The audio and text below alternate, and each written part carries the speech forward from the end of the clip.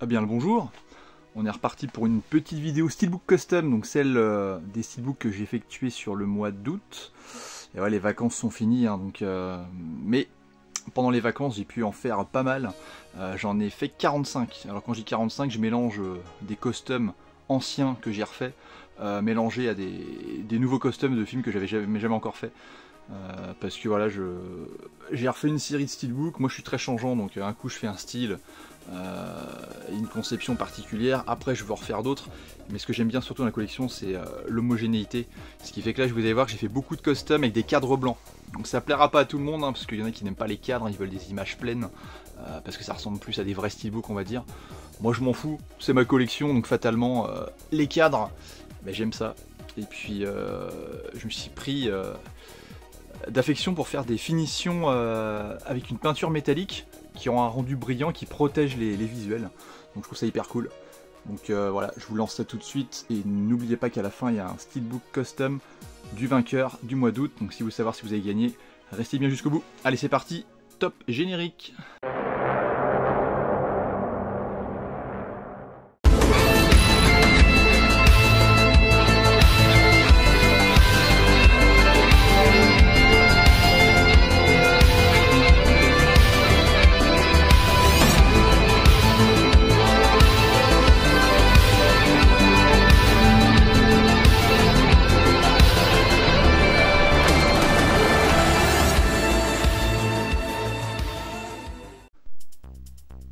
Bon, dans un souci de les choper plus facilement, parce que normalement je me suis fait plein de Star Wars en série, je les ai tous réunis là sur la tranche à plat, parce que normalement à la base ils sont dans l'étagère, hein. J'ai un petit coin Star Wars là en haut, alors j'ai rebougé, mais là il y a tous mes Star Wars qui sont là, les véritables steelbooks du commerce, hein, des 9 films de la saga, plus les spin-offs, le solo et compagnie, et j'ai une petite case vide à côté, c'est toutes mes séries Star Wars que je me suis fait récemment. J'ai pas envie de mettre une blinde dans les steelbooks du commerce, notamment j'ai vu Andorre, je crois qu'il est vendu 60 balles. Alors certes il est beau le steelbook, hein, y a rien à dire, mais mettre 60 balles dans une série pour avoir un boîtier, enfin 60 balles t'es proche d'un petit premium, et là t'es sur un steelbook, même s'il est travaillé, il n'y a pas de souci, ça fait cher quand même. Et puis et encore je dis ça, c'est le prix en neuf, à mon avis d'occasion, c'est pire. Donc je me suis fait moi-même les customs de la saga Star Wars. Alors vous verrez que sur les customs, ils ont tous, vous voyez il y a un double cadre blanc. Et j'ai fait en sorte d'avoir une sorte de couleurs qui sont en phase avec le visuel de base. Donc là c'est pas super éclairé dans la pièce, il fait très sombre aujourd'hui, le temps est dégueulasse. Donc, je sais pas si ça rend super bien. Mais voilà, je me suis fait donc Mandalorian la saison 1. Donc comme d'habitude j'ai la flemme, hein, de sortir des pochettes plastique. Parce que j'ai tendance à avoir les mains moites. Et après ça fait des traces de doigts vu que j'ai une peinture métallique dessus. Alors on voit moins du coup, mais ouais, j'ai pas envie de entre guillemets de laisser des traces dessus, donc protection plastique c'est parfait. Donc le Mandalorian. Ensuite, alors attends, on va bouger ça, on va essayer de mettre ça à la suite. Forcément, je me suis fait, ah oula, j'ai mis à l'envers. Mandalorian saison 2. J'aurais pu réunir les 3 saisons dans un seul steelbook, mais pour certains films, on va dire sur des sagas où je m'en fous un petit peu, ou alors des sagas où il n'y a pas trop de visuel, je fais en sorte je peux faire un seul steelbook sur certaines sagas, mais là pour les Star Wars je me suis dit une boîte, une saison, voilà. Donc Mandalorian saison 2, Mandalorian c'est une saga qui est plutôt bonne, hein. Voilà, et puis forcément avec l'introduction de Grogu, hein, c'est des petits personnages sympathiques, Disney est fort pour rajouter toujours un petit bonhomme sympa dans ses productions auxquelles on s'attache, un peu comme Groot à l'époque où Baby Groot des Gardiens de la Galaxie, bah là il y a le petit Grogu, forcément tout le monde aime Yoda, et puis forcément avoir un petit personnage de la même race que Yoda en version pocket, bah c'est hyper cool. Donc, Mandalorian la 3ème saison. Donc sur les 3 saisons, j'ai vu que les 2 premières, je n'ai toujours pas regardé la 3ème, donc je me ferai ça prochainement. C'est vrai que j'ai plus créé que regardé, mais c'est ce que je fais généralement souvent, c'est beaucoup créer et moins regarder. Obi-Wan Kenobi, c'est une série que j'ai beaucoup aimé, elle est un peu décriée, je l'ai trouvée plutôt bonne. J'ai bien aimé le personnage de Dark Vador, hein. Je trouve que le retrouver c'est plutôt cool, hein. C'est un personnage comme iconique, dans une série ça fait plaisir, et puis je l'ai trouvé plutôt bonne, hein, la saga.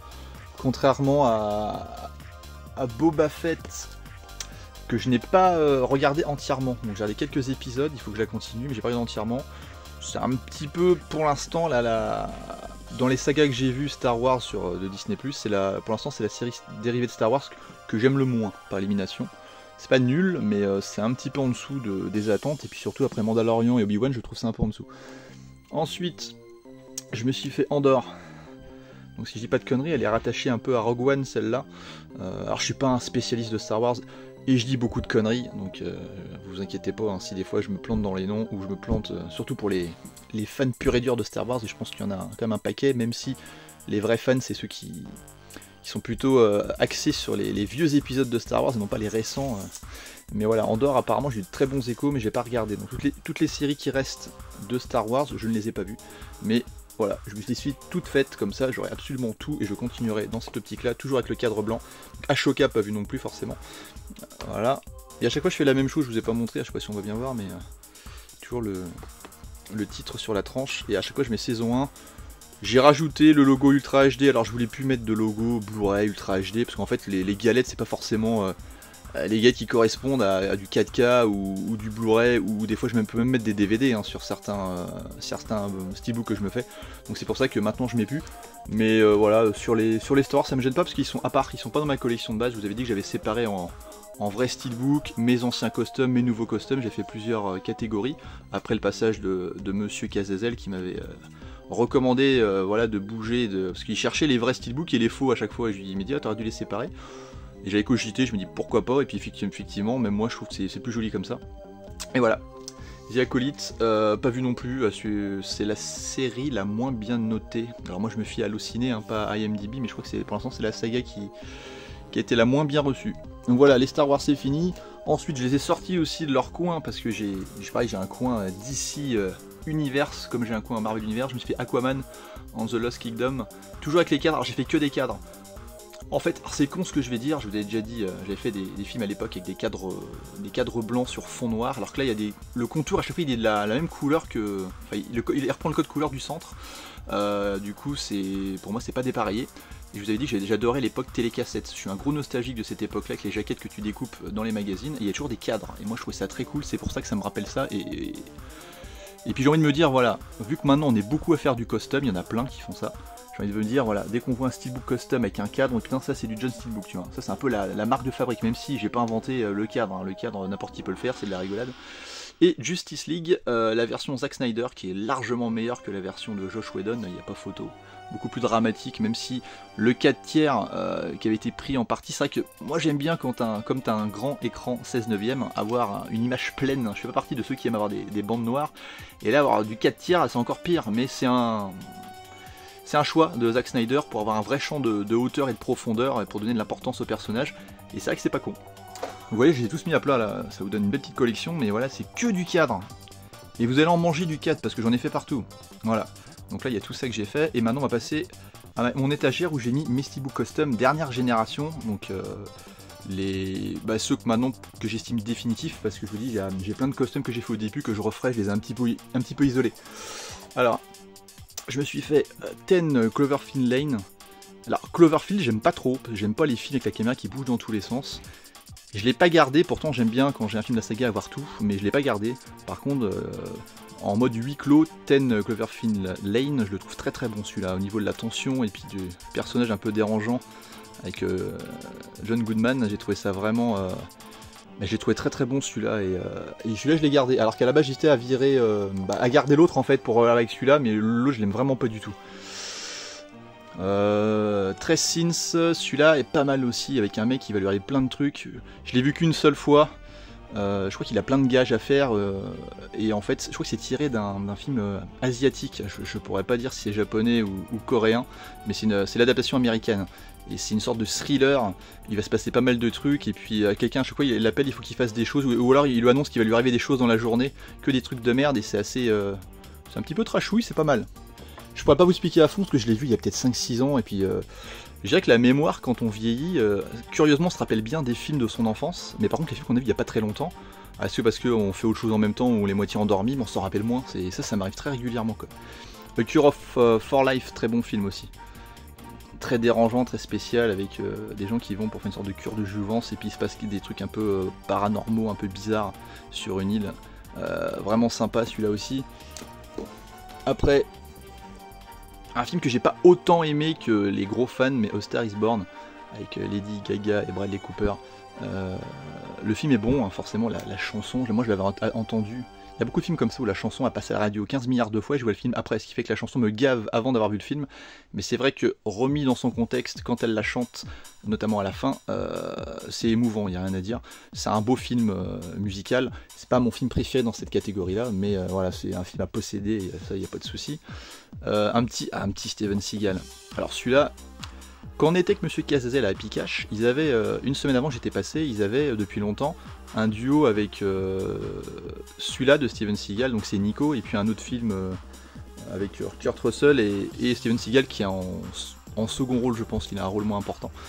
Ils étaient incapables de me dire s'il y avait de la VF dessus, parce que c'était marqué VO, il n'y a pas marqué français ou sous-titre français. Même en allant voir sur internet, tu trouvais pas. Du coup j'ai tenté, au bout d'un moment je dis bah écoutez, il était à 1,99, il y avait 2 films. Et Nico en Blu-ray seul, il est quand même pas évident à trouver. Donc j'ai dit au gars bah écoute je te le prends, et puis les gars là-bas je les connais bien, je dis si c'est pas en VF je peux te le ramener, fait pas de problème. Et coup de bol, il est bien en VF, il y a la VF, le menu est en français. Je vous dis moi je suis allergique à la VOST, sauf quand il n'y a pas le choix, ou sur des films asiatiques ça me dérange pas. Mais voilà, rien que pour les répliques cultes à la con qui balancent, il faut avoir de la VF quoi.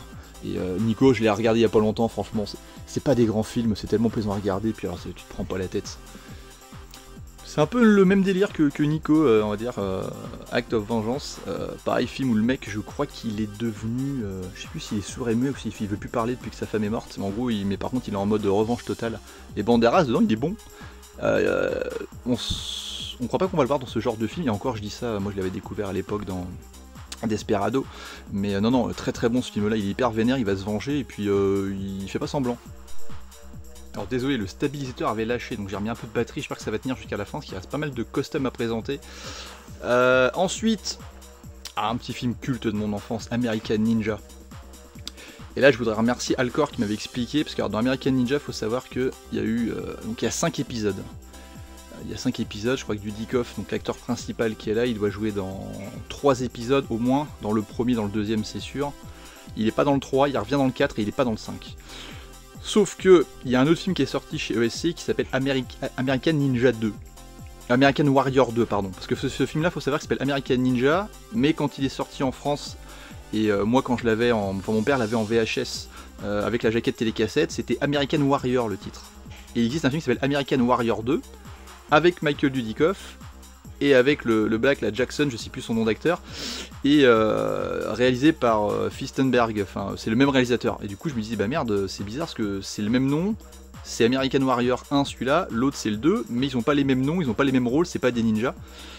Et en fait, il faut savoir qu'en gros, American Warrior 2, que je présenterai sûrement le mois prochain, parce que je vais me faire un custom, je possède le film, et ben il n'a aucun rapport, c'est la suite directe du film, je crois, Invasion USA, enfin, c'est la suite qu'aurait dû avoir Invasion USA avec Chuck Norris. Chuck Norris aurait dû reprendre son rôle, mais je crois qu'il a refusé.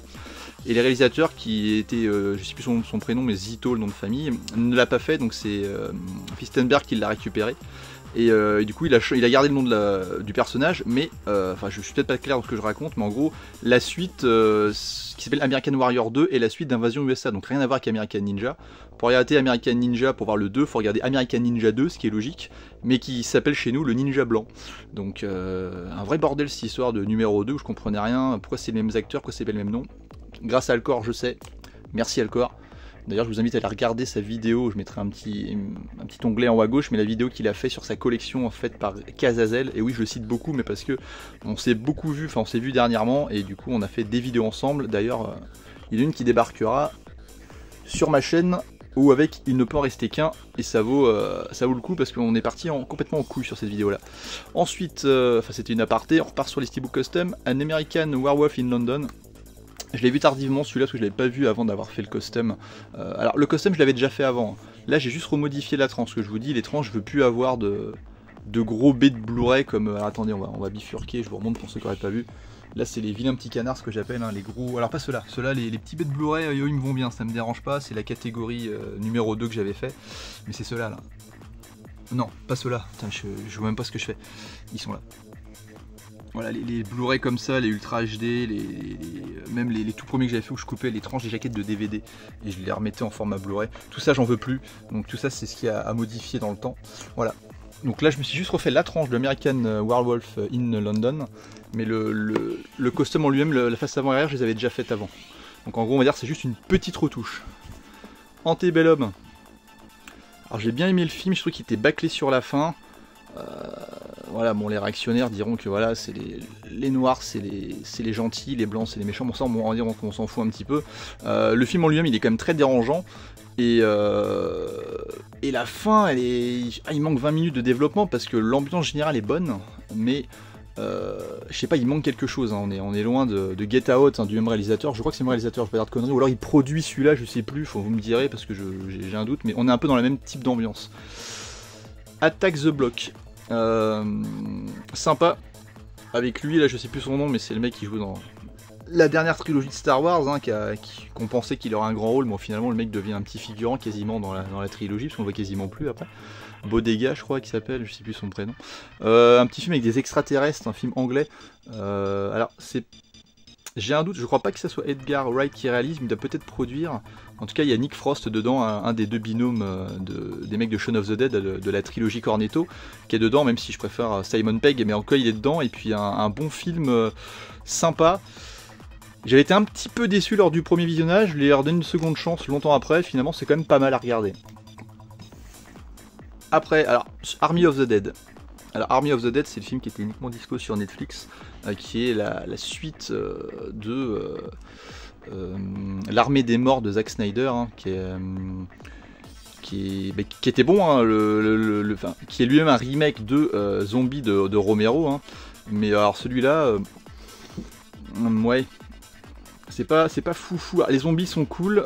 Ils ont donné dans l'ordre de zombies, il y a un chef avec sa femme qui domine. Enfin, ils ont créé, on va dire, une communauté de zombies où ils arrivent à se comprendre les uns les autres et à se réunir et à faire des stratégies pour attaquer les humains. Tout ça, c'est cool. Après, c'est juste que c'est hyper long à démarrer et puis c'est décevant parce que venant de Zack Snyder, on s'attendait à mieux et surtout une meilleure suite pour son Armée des Morts qui était quand même de bonne tenue, même si je préfère les zombies, j'ai déjà dit, mais les zombies qui marchent à 2 à l'heure que les zombies qui courent comme des Usain Bolt, quoi. Basket Case, même punition que American, je sais plus quoi, Werewolf in London.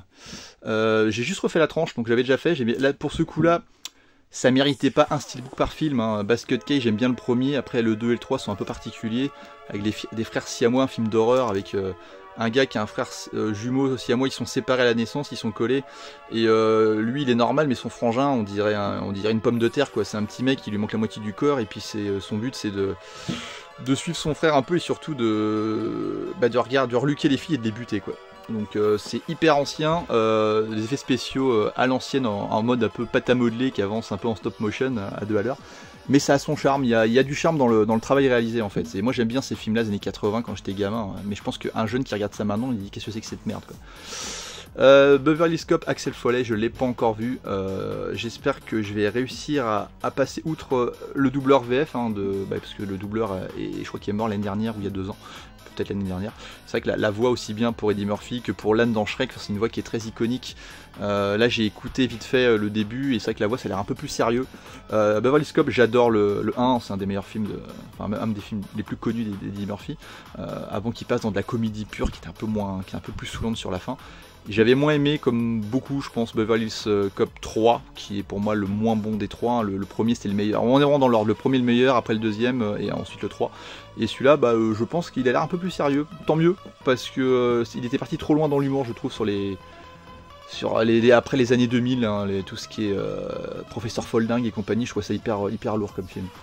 Ensuite, je me suis fait, alors vous savez que ma chaîne à la base c'est Nanar versus Nanar, j'aime les nanars. J'adorais à l'époque la chaîne, c'était sur Allociné, Escale à Nanarland. J'adorais ça, quand ça s'est arrêté j'étais dégoûté. À l'époque je bossais à Micromania et je regardais toutes les émissions qui duraient 10 minutes, je regardais ça le midi en bouffant mon sandwich.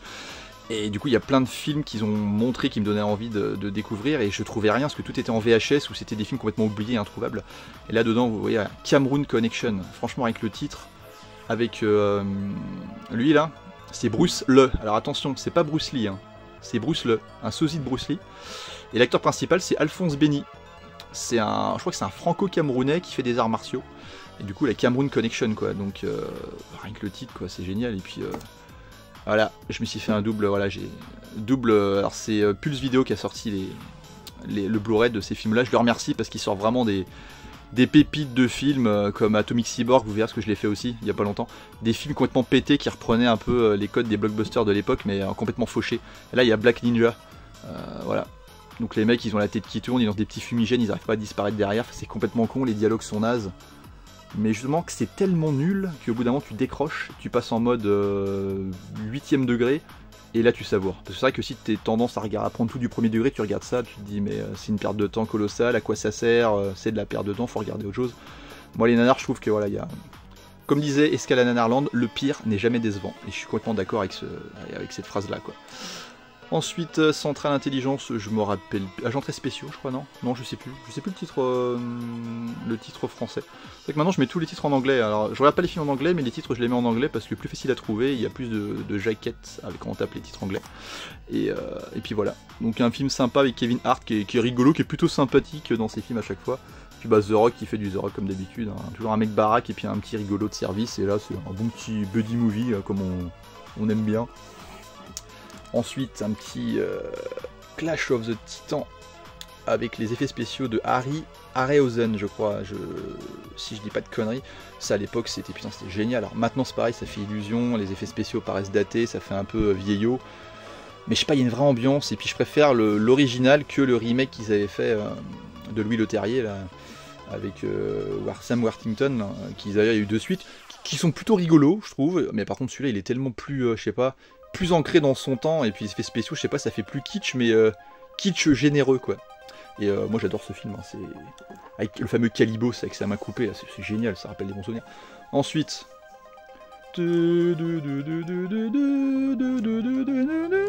Das Boot. Le film préféré d'un certain Monsieur K, qui m'a fait découvrir, qu'il a fait découvrir à la moitié de la planète, je pense, ou en tout cas à la moitié de la France. Bah bon film, hein. C'est vrai que le jour où j'ai découvert, alors ce qui m'avait boosté quand il est présenté à l'époque, c'est que c'est le même réalisateur, je crois que l'Histoire sans fin, Wolfgang Petersen, je crois, et bon film, super ambiance. Alors il va pas être d'accord, mais je trouve qu'effectivement, ce qui m'a manqué dans le film, c'est que je trouve que voilà, il va dire non, c'est pas possible, tu peux pas. Il n'y a pas de personnage pour lequel tu t'attaches totalement. Alors je dis pas qu'on s'attache pas du tout, mais en fait si jamais il leur arrive des trucs, t'es pas genre en train de pleurer comme une madeleine. Par contre l'ambiance générale, à la limite tu souffres pour le sous-marin et l'équipage en entier, mais il n'y a pas un personnage qui se détache plus que les autres. Je trouve qu'ils sont relativement bons, c'est bien amené, la chute est bonne, et c'est vrai que c'est un très bon film de guerre. Moi qui suis pas forcément... je vais pas dire que je suis pas fan des films de guerre, mais je veux dire c'est pas l'achat auquel je vais penser en premier. Moi je vois nanar, film d'horreur, enfin il y a des jaquettes plus percutantes qu'un film de sous-marin. Mais voilà, un petit Das Boot, j'avais déjà fait une première mouture, je me suis refait un truc avec un cadre, et j'ai inversé. Parce que voilà, mon père voulait un Das Boot en steelbook que je lui ai fait, il a exactement le même d'ailleurs. Francis, si tu me regardes, tu as le même que moi, mais il le sait déjà. Et puis ouais, on a inversé le bateau qui est quand même l'élément moteur et principal du film. A contrario des personnages qui sont importants aussi, mais voilà, c'est le sous-marin qui est mis en avant. Et à la base, j'avais déjà fait un custom où j'avais inversé 2 images sans cadre. Et là, c'est juste qu'il est avec cadre, et en plus, je trouve qu'il est beaucoup mieux fini au niveau des angles et tout. Enfin, à l'époque, je vous dis, je coupais au ciseau les angles, alors que maintenant, j'ai un petit truc pour faire des angles arrondis. Il fallait donner une petite cure de jouvence, il le méritait amplement. Alors, ensuite, un petit Dawn of the Dead. Je cherchais le titre en anglais, Dawn of the Dead, donc c'est le fameux L'Armée des Morts de Zack Snyder, donc Dawn of the Dead, qui est aussi le même titre que la version zombie de Romero, qui s'appelle Dawn of the Dead aussi en anglais. Et bah, ça, c'était vraiment quand j'étais allé voir au cinéma, j'avais emmené un pote, un de mes meilleurs potes à moi, qui aimait pas les films d'horreur. Mais quand il a vu ça, putain, il a dit c'est le film le plus violent que j'ai vu de ma vie, parce qu'il n'avait pas beaucoup de recul, il n'avait pas vu beaucoup de films. Et c'est vrai que quand tu vas voir ça au cinéma, quand même, il envoyait du steak, hein. C'était du lourd. En plus, Zack Snyder voilà, avait fait 300 avant, qui avait bien cartonné, qui était bon, même s'il a un petit peu vieilli, 300. Dawn of the Dead, ça reste très très bon. J'aurais voulu que le passage, enfin tout le passage dans le centre commercial soit beaucoup plus développé et plus long. Il l'est dans les versions de Romero, et c'est pour ça que c'est mon film préféré d'horreur. Je trouve que j'adore la physionomie du film, et là je trouve que c'est un peu plus ramassé, il reste pas assez longtemps dans le centre commercial, je trouve. Ils n'utilisent pas aussi les armes et ce qu'ils ont dans le centre pour se protéger. Alors le fameux film que je vous parlais tout à l'heure avec Steven Seagal qui était en binôme, c'était celui-là. Donc c'est Ultime Décision, je crois le titre français, avec Kurt Russell. J'ai failli me planter, parce que des fois, au lieu de dire Kurt Russell, je dis Russell Crowe, parce que pour moi ça se ressemble au niveau des noms, mais je vois bien les deux acteurs, je sais que c'est pas les mêmes, mais je me plante en disant les noms des fois. J'ai pas vu. Voilà, je mets un petit Steven Seagal en fondu en haut à droite là, pour dire qu'il est là. Mais apparemment, je pense qu'il doit avoir le rôle d'un méchant en face, quoi. Et c'est Kurt Russell, l'acteur principal. Et j'ai eu ces deux films-là, lui et l'autre, je les ai eu pour 1,99 dans un boîtier de films. Et je me suis fait un double custom direct. Je l'ai pas vu, donc je sais pas ce que ça vaut. Ensuite, Fortress, que je me suis refait. Mon film top 1 de monsieur Christophe Lambert. Christophe Lambert qui est pas forcément aimé, t'as l'impression qu'à part Tarzan, enfin Greatstock, je sais même plus c'est quoi le titre, et Tarzan, et puis Highlander, le gars t'as l'impression qu'après derrière, il a pas fait des films de ouf, ou beaucoup de nanars. Mais moi voilà, Fortress, j'avoue que j'ai un petit fait pour Beowulf. Je sais que c'est de la merde, mais c'est tellement de la merde, mais ça me fait rire avec la techno derrière, on dirait un Mortal Kombat déguisé avec de la techno un peu techno médiévale, c'est complètement pété, et moi c'est ce qui me plaît dans Beowulf, c'est le côté nanardesque. Il faut que je me le chope d'ailleurs parce que je l'ai eu en DVD à l'époque et je l'ai pas en Blu-ray, et je crois qu'il n'existe pas en Blu-ray ou dur à trouver, mais c'est pas commun. Donc dites-moi s'il y a un petit Beowulf qui traîne, moi je suis preneur. Alors ensuite, j'ai anticipé avant la sortie du film le petit Furiosa qui apparemment a fait un bid au cinéma malgré les bonnes critiques, mais il n'est pas resté très longtemps à l'affiche. Je l'ai pas vu, mais je suppose que ça va faire plaisir à mon ampli, enfin à ma barre de son. Je pense que le Dolby Atmos il va exploser à plein régime. Je pense qu'il est du niveau technique, je parle du Mad Max juste avant, Fury Road. Mais voilà, effectivement, le fait d'avoir mis Furiosa en avant et puis pas Mad Max, je pense que ça a joué contre lui, clairement. Même si, je vous dis, il est bien noté, hein, donc après à voir, mais oui, les gens n'ont pas répondu à l'appel, curieusement. Une nuit en enfer 3. From Dusk Till Dawn 3. Alors curieusement j'ai le 1 que j'adore. C'était peut-être un des premiers films où j'avais pris en fait une claque dans le sens où je croyais regarder un film, mais finalement c'était au milieu du film ça part dans un autre type de film et t'es pas prêt à ce moment-là, et surtout qu'à l'époque t'avais pas internet, tu sais pas ce que tu regardais. Et quand je l'avais vu, tu regardes un thriller au départ, puis après ça part en couille avec des vampires, tu me dis qu'est-ce que c'est ce bordel, c'était génial. J'adore quand t'es pris à contre-pied comme ça. Et du coup ils ont fait, alors il y a une série, mais il y a deux suites en DTV qui sont pas sortis au cinéma, directement en DVD. Le 2 c'est avec Robert Patrick, ou Patrick Robert Patrick, le T1000, enfin le Terminator, le méchant là. Et il est nul à chier ce film, il est vraiment nul, du coup je l'ai pas. Le 3 il est pas bon non plus, mais il a un petit charme, je trouve que le 3 il a un petit truc qui me plaît. C'est nanardesque, c'est pas foufou. Après tu retrouves Danny Trejo, mais il est dans les 3, lui à chaque fois il a son petit rôle de barman, le fameux Machete hein, qui joue dans les films souvent de Rodriguez. Et puis le 3 je l'ai revu il y a pas longtemps, c'est faiblard, mais il y a un petit charme. Je trouve que il est mieux que le 2, et le 2 par contre je l'ai pas, et pourtant j'ai le 1, j'ai le 3, j'ai pas le 2, ça fait un peu tâche, je prendrais peut-être le 2, alors vraiment juste pour compléter, parce que je l'aime pas du tout le 2. Après je me suis refait Ghostbusters Afterlife, très bonne surprise quand je l'avais vu, donc c'est l'épisode 4, hein. Les deux premiers sont cool, le 1 j'adore, le 2 il est cool, le 3 avec les filles je suis pas fan, même si j'aime bien Chris Hemsworth en rôle de secrétaire, il m'a fait rire, mais après les filles je les trouve qu'elles sont trop en mode girl power, ça m'a un peu gonflé. Et puis même s'il y a des beaux effets, genre les espèces de blasters qui sortent de l'écran sur les bandes noires, ça fait sympa, ça fait un effet un peu 3D. Par contre le Afterlife il est bon, je le trouve bon, en plus ça mélange ancien et nouveau et c'est plutôt plaisant. Et je me suis fait, que j'ai récupéré récemment, Ghostbusters Frozen Empire, que j'ai pas vu. Apparemment, pareil, je crois qu'il était un peu décevant par rapport à l'autre d'avant, il y a peut-être plus d'attentes, donc j'ai pas vu. Ma chérie l'a vu, elle a trouvé ça moyen, mais après est-ce qu'elle était bien réveillée, je sais pas. Mais bon, voilà, ce sera vu rapidement ça aussi. Allez on avance, parce que putain la vidéo va durer 10 plombs, j'en ai fait 45, là j'étais hyper chaud là, du custom. En fait les cadres blancs m'a donné envie de refaire plein de cadres blancs partout, ce qui fait que je les ai enquillés. Puis ça se trouve le mois prochain je vais être fatigué, je vais jouer à la console et je vais lâcher un peu les customs, mais en tout cas là j'étais chaud. Hand of Steel, pareil, plus vidéo qui propose ça. Alors c'est un mix entre du Mad Max et puis du over the top. Le mec il fait des bras de fer, mais c'est moitié un cyborg, puis faut pas le faire chier, puis il y a un petit côté Terminator forcément. Du grand n'importe quoi. Mais c'est cool, rien que la jaquette, le mec quand tu le vois comme ça, moi ces jaquettes là, mais quand j'étais gamin, j'allais à ma grand-mère qu'on allait, il y avait un Carrefour pas loin de chez elle. Soit je prenais une boîte de Lego, je l'ai déjà dit, soit elle m'achetait une VHS. Et les VHS je prenais quoi, soit des films d'horreur, soit des films d'action, mais quand tu voyais des jaquettes comme ça avec des gros mecs balèzes, puis avec des phrases d'accroche genre le dernier cyborg de l'humanité ou des conneries comme ça, ou alors le nouveau Terminator, ben moi j'achetais direct. Je savais que c'était de la merde, mais les jaquettes étaient tellement cool. Et souvent t'avais des images derrière la boîte qui correspondaient même pas au film, que tu voyais jamais, ou alors en mode très sombre, mais c'est pas grave, c'était trop cool, c'était la belle époque quoi. Des cassettes vidéo à 39 francs je me rappelle. Hellboy avec David Harbour. Et alors Mia Jovovich, moi j'ai déjà dit, mais je suis pas fan de cette actrice là, j'aime pas trop.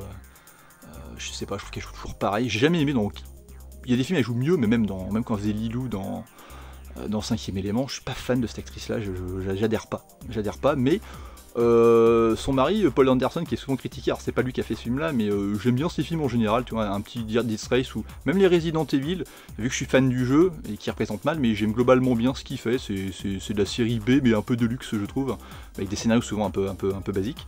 Et là, du coup, Hellboy, donc c'est pas fait, mais en gros, c'est un remake, et du coup, donc c'est comme c'est la femme, c'est pour ça que j'en parlais de Paul Anderson, c'est sa femme.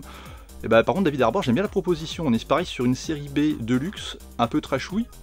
Et j'ai bien aimé moi ce Hellboy, ils en refont encore un autre, ils rebootent encore la série. Quand tu vois la qualité de ceux de Guillermo del Toro, celui-là qui est franchement pas mal, hein, il s'est fait un peu défoncer parce que je pense que tu passes derrière du Guillermo del Toro et tu te dis bah c'est moins bien, et effectivement ça fait un peu plus fauché. Pour l'instant moi tous les Hellboy qui ont été faits, moi je les aime tous, hein. Franchement je vois pas l'intérêt de rebooter encore avec un nouvel acteur. Alors je l'aimerais peut-être bien le prochain, mais faut pas rebooter quand c'est bien, faut continuer à faire des suites quoi. Jojo Rabbit, pareil, alors lui c'est un costume que j'avais déjà fait, je l'ai refait avec le cadre. J'adore ce film, j'ai trouvé ce film super, la chute elle est bien, les acteurs jouent bien. Taika Waititi, je sais plus comment il s'appelle, là, celui-là, c'est le réalisateur des 2 derniers Thor. Hein, alors si je l'ai bien aimé pour Ragnarok, le dernier Thor quand même, t'aurais pu t'abstenir et faire de l'humour un peu moins con. En tout cas là, dans le rôle de Hitler, lui, le petit gamin, il voit en fait à travers, dans son imaginaire, il voit Hitler qui lui explique ce qu'il faut faire, machin, mais en version un peu comique, même si je pense que Hitler c'est loin d'être un comique. Mais c'est vachement bien tourné, les acteurs jouent bien. Il y a Sam Rockwell qui est excellent.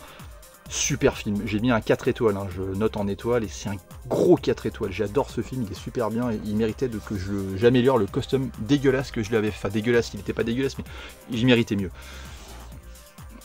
Night of the Living Dead, oui j'aime bien les zombies, j'adore les zombies, c'est pour ça que j'aime bien les jeux vidéo Resident Evil, et puis que j'adore George Romero qui est mon réalisateur préféré. Là c'est le remake de 1990, il est réalisé par Tom Savini qui est le maquilleur en chef on va dire des films de Romero, et là il a fait son propre film. Si vous voulez voir la tronche qu'il a, Tom Savini, c'est le mec qui joue dans, on va revenir à Rodriguez, mais le mec qui joue dans Une nuit en enfer, il y a un type qui s'appelle Sex Machine. Il a une tub en forme de flingue avec des barilets rechargeables et il a un fouet dans la main. Bah, c'est lui Tom Savini. Et du coup voilà, je crois que c'est un ancien qui a fait la guerre du Vietnam et puis du coup il a vu tellement peut-être de trucs de violence ou de cadavres ou quoi que ce soit. En fait il s'est mis dans les effets spéciaux et puis du coup sa spécialité à la base je crois que c'est des films de zombies, hein. Il a commencé avec les films de Romero et là il a fait sa propre interprétation du film et moi je le préfère à l'original pour le coup parce que dedans on est vraiment avec, pour le coup, la fille dans l'épisode original, le film original de Romero, la fille écrit tout le temps, c'est les hommes qui vont la protéger parce qu'une femme ça sait pas se battre, ça sait rien faire. C'était les années 60 hein, où les hommes c'était un peu des machos. Moi je suis pour l'égalité des sexes à fond. Et du coup, elle se laisse pas faire, elle se bat et puis c'est pas une faire valoir, c'est ça qui est cool dans le film. Et puis les effets spéciaux sont pas dégueulasses. Enfin, moi j'adore ce film.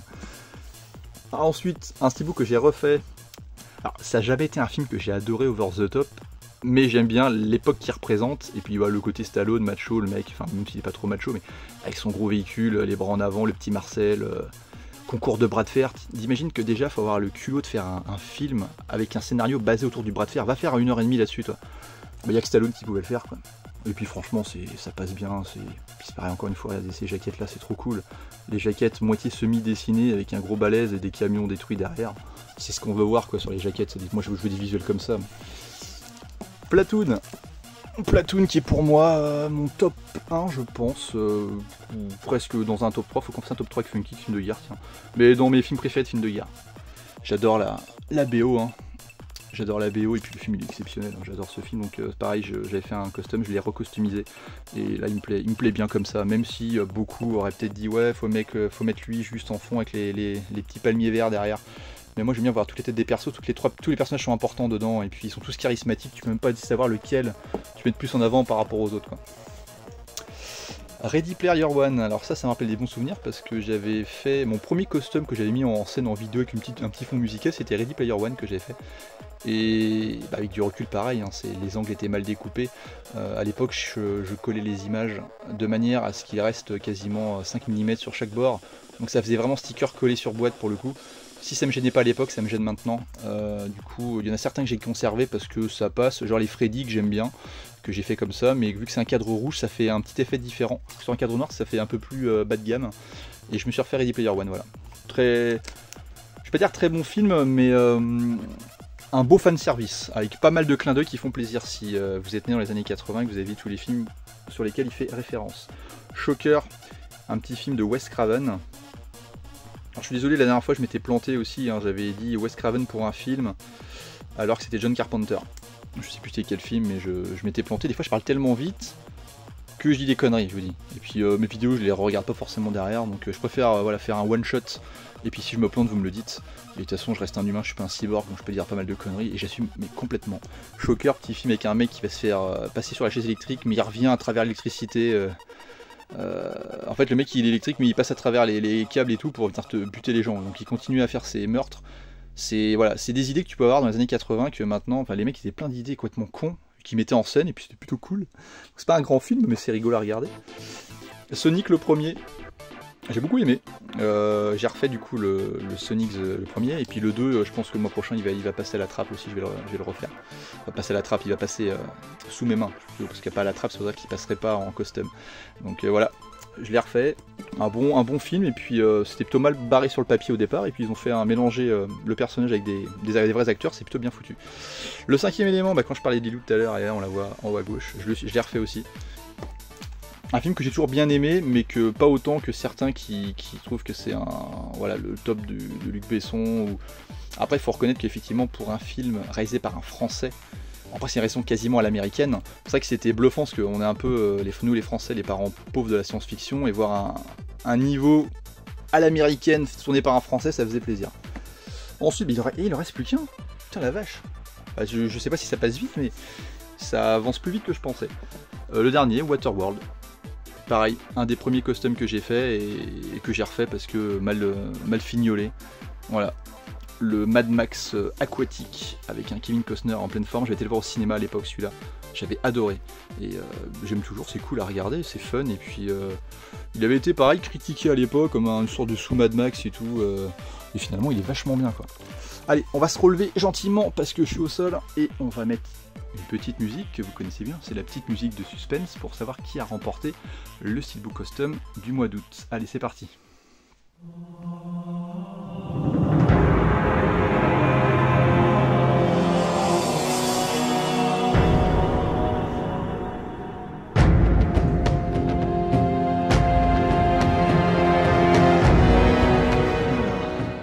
Alors oui, pour le vainqueur du mois d'août, j'ai pas fait de cadre blanc. Alors pourquoi? Parce que je suis objectif, je sais que le cadre blanc, c'est pas forcément le format, c'est particulier et là faut adhérer. Et le plein cadre, je pense que tout le monde adhère puisque les steelbooks de base sont faits comme ça généralement. Donc voilà, donc signe de Night and Shyamalan. Je sais pas si je l'ai pas fait déjà gagner celui-là, parce que j'ai l'impression que je l'ai déjà fait. Je sais pas avec qui et pourquoi, mais j'ai l'impression de l'avoir déjà fait. Et je le passais pas dans ma collection moi. Donc bravo à... Putain, alors je me rappelle jamais des noms. Mellova, je crois que c'est ça. Je noterai le nom, moi je me rappelle jamais, moi je fais afro les trucs. Donc voilà, tu as remporté ce film-là. Alors j'étais comme... Attends, parce que je galère, je vais ouvrir vite fait la boîte. Ah, t'as le petit signe, je t'ai mis à l'intérieur. Et puis je t'ai fait une finition peinture métallique. Alors la peinture métallique, c'est une peinture sombre qui fait briller le steelbook et qui te donne un effet brillant, surtout quand tu regardes ça au soleil, donc on se rend pas compte dans une chambre. Mais sur les films qui ont la particularité d'avoir une jaquette avec des codes couleurs rouge nuit, noir, ça rend super bien. Par contre si tu fais cette peinture là sur un steelbook full blanc, ça fait un truc assombri, c'est un peu dégueulasse. Donc c'est pas une peinture que je peux utiliser sur tous les steelbooks, mais pour le tien je l'ai fait. Donc voilà, donc bravo à toi, n'hésite pas, enfin envoie-moi tes coordonnées, hein, tu as une adresse mail qui est notée sur la page de présentation, et tu m'envoies juste tes coordonnées. Mondial Relais, j'insiste, hein, parce que j'envoie uniquement par Mondial Relais. D'ailleurs, avis aux amis suisses, parce que j'ai déjà envoyé en Suisse, il n'y a pas de Mondial Relais. Là c'est galère par contre, parce que tu dois passer par la poste, il y a la douane, et du coup les frais de port c'est horrible, c'est quasiment le prix d'un film. Donc j'espère que tu es en France, quoi. J'ai rien contre les autres pays, mais c'est plus simple pour moi pour envoyer un Mondial Relais. Tu as le droit d'habiter en Italie ou en Belgique, il n'y a pas de souci. Donc voilà, bah écoutez, je vous laisse sur ça, je vous souhaite un bon dimanche. Allez Paris, hein, ce qui joue ce soir, je suis pour Nantes mais je suis aussi pour le PSG, pour ceux qui aiment le foot. Et puis voilà, je vous donne rendez-vous le mois prochain pour continuer ma collection Steelbook Custom. Et puis n'oubliez pas que Kazazel reviendra sur ma chaîne avec le fameux Il ne peut en rester qu'un que je devrais poster d'ici une quinzaine de jours à la moitié du mois de septembre. Et on s'est bien marré. Enfin, quand je dis qu'on s'est bien marré, je me suis bien marré. Je sais pas si lui a bien rigolé parce que il a dû se dire mais qu'est-ce que c'est fou furieux. Mais voilà, c'est une vidéo que j'ai montée il y a un moment déjà, mais que j'ai hâte de partager tellement c'est con. Allez, bonne soirée à vous, à plus, salut.